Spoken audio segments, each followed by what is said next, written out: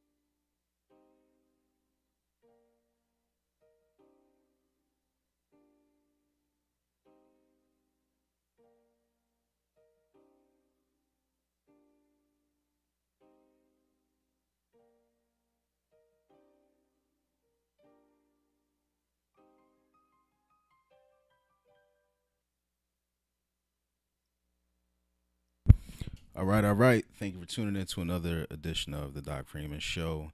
And we are up on Late Night Inspirations.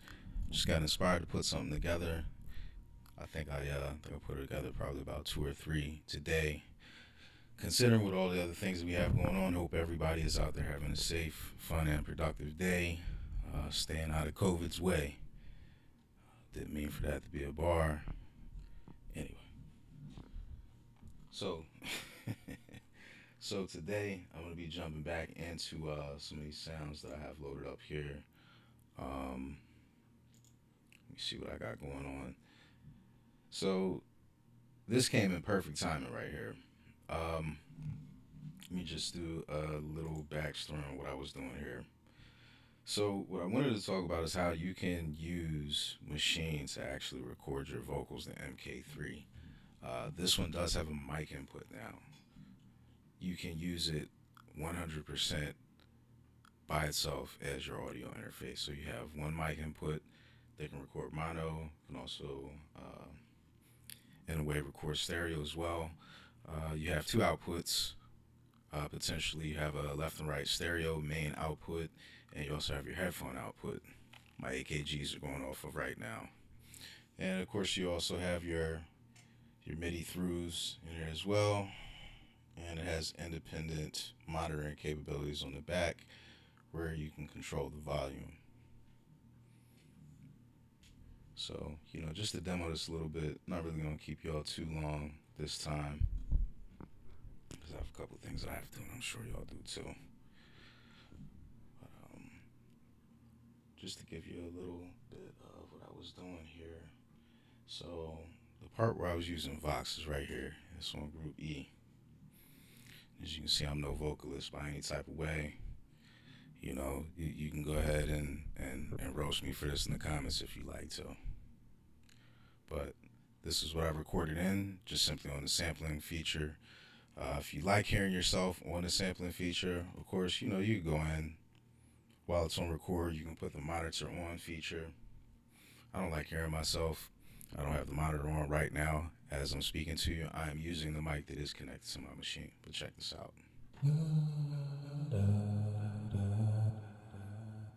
So just something like that.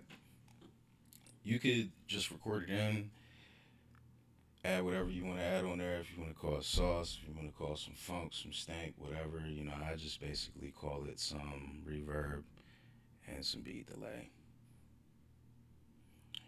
And I use that to add just a little something, an extra layer onto, I don't know what I'm going to use it as yet, as far as maybe a hook or intro. And after doing that,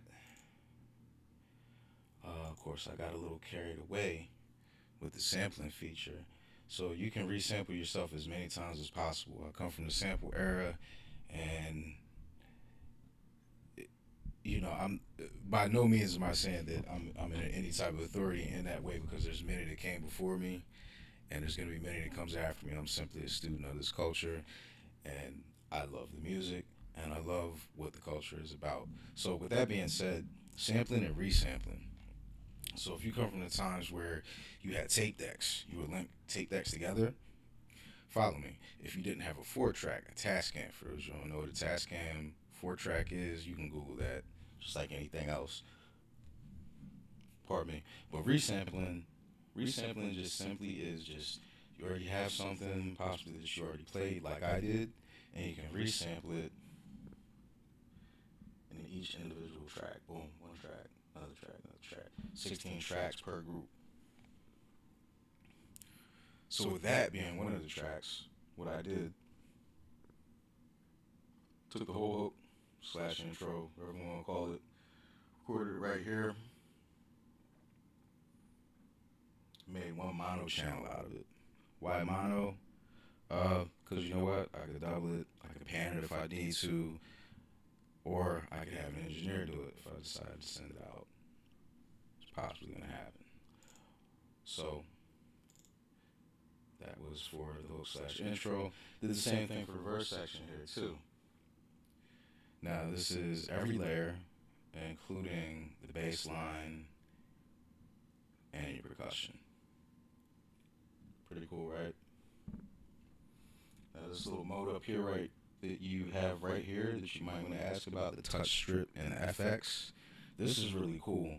So let me just play what I did right here. I'll tell you what I did first, and then I'll just let it play. So what I did, I just added like a stutter effect to the end of the intro / hook, whichever we want to use it for.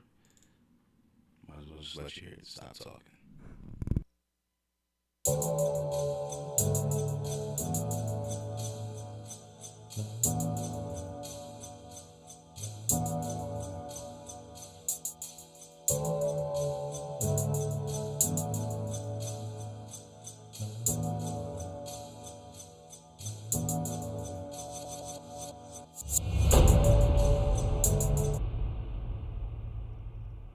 Pretty cool, right?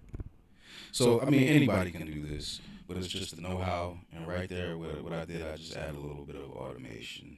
You can do all this inside a Maschine. If you're somebody that likes to track out to a DAW, much power to you. But if you're just going to use Machine's DAW is very powerful. You just have to take the time to try to navigate through it. And what I'll do on my channel when I do these late night inspirations, as I'm putting stuff together, or maybe after I put something together, I'll just drop little tidbits like this. But let's get back into it. Let's might add a little bit more something to this after I play the verse portion. Why don't I just play the full thing? Let's just do that. I'll just play the full thing, and I'll go back and finish it up. But I just wanted to drop that on y'all real quick. What you can do with a little bit of automation, using your own vocals, maybe someone else's vocals. Slight effects, you don't have to go crazy with it. Features Maschine MK3, your touch strip, and how it engages your FX just like that. It's only some of the modes that it has right here, but let's hear it in its totality. So I'm going to switch from the scene view to the arranger view. I could do this on my Maschine as well, just by holding shift and pressing the arranger button. If you're listening at home and you're trying to do this at the same time, you just hold the shift, then press arrange. Shift button, arrange button. Shift button is right next to the stop button. Arrange button is right next to the mixer button. But as you can see, hook / intro. I don't know 100% what I want to do with this yet. There's the verse version for the first one. So I'd like to tailor this so that it's just not very generic. Maybe add some more instruments in there. This is my bounce channel, or bounce everything in. This channel right here is just my FX channel. And this right here is my bass line. So I'll explain this. So this is the original bass line that I had played. Actually did play this one. It's in the key of B. It's like E minor / B. I like the first version of it because it had a little bit more bottom to it. Had to tune it a little bit on this one, and then I had a different version, which I may go to. I'm sorry, no, actually that's the right version. It's not tuned. The version that's in there was just playing freely, so I had to go back and tune that. Maybe I'll do that. Maybe I'll do a call to action with you guys if you guys are listening out there. Hopefully. So this is the original version.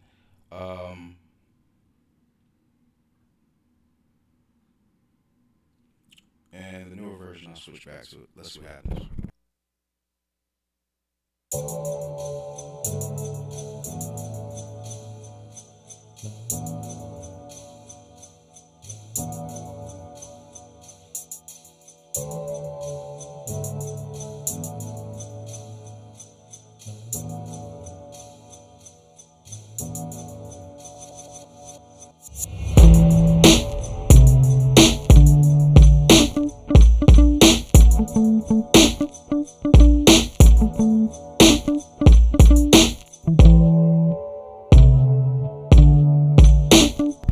Came in a little strong.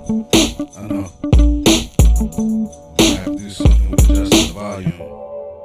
But as you can hear in there, as far as the bass, I like it being in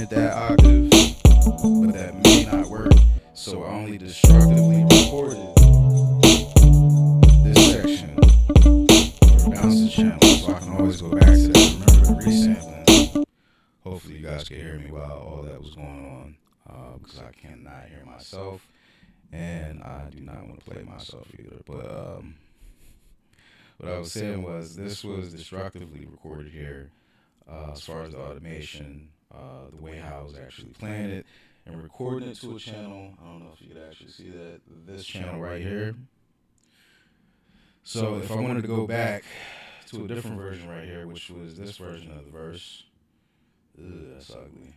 Let me stretch that out and give that its proper respect. So let me just stretch that out to the 24th bar, because typically 16 bars in the verse, and you can do 4, maybe even 8 bars in the intro, I'm sorry, or hook, because I don't know which one it's going to be. Now let's see how this one sounds. I'm just going to get right to it.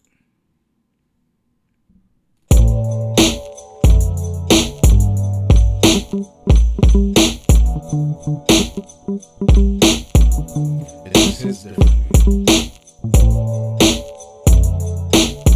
This is a whole lot different. I'm not sure if I really like this version, but I can always go back and do something with that, because this is on 4-bar patterns.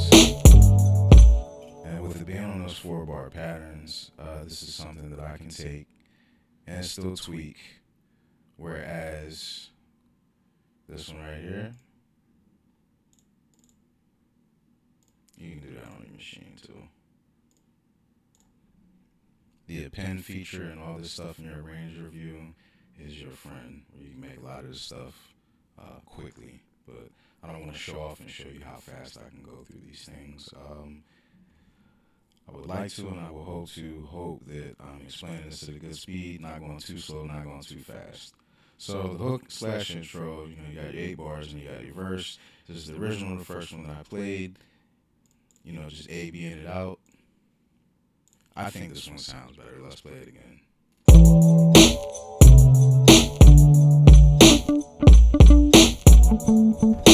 It just sounds better to me. Somebody please let me know in the comments. All feedback is welcome. But with that being said, thank you for tuning in to another late night inspiration. I'm your host, Dr. Freeman of TDFS. And if you will, please check out the last interview. TDFS presents Psyche. He wrote The Man Commandments and Just My Thoughts. They're both available on Amazon.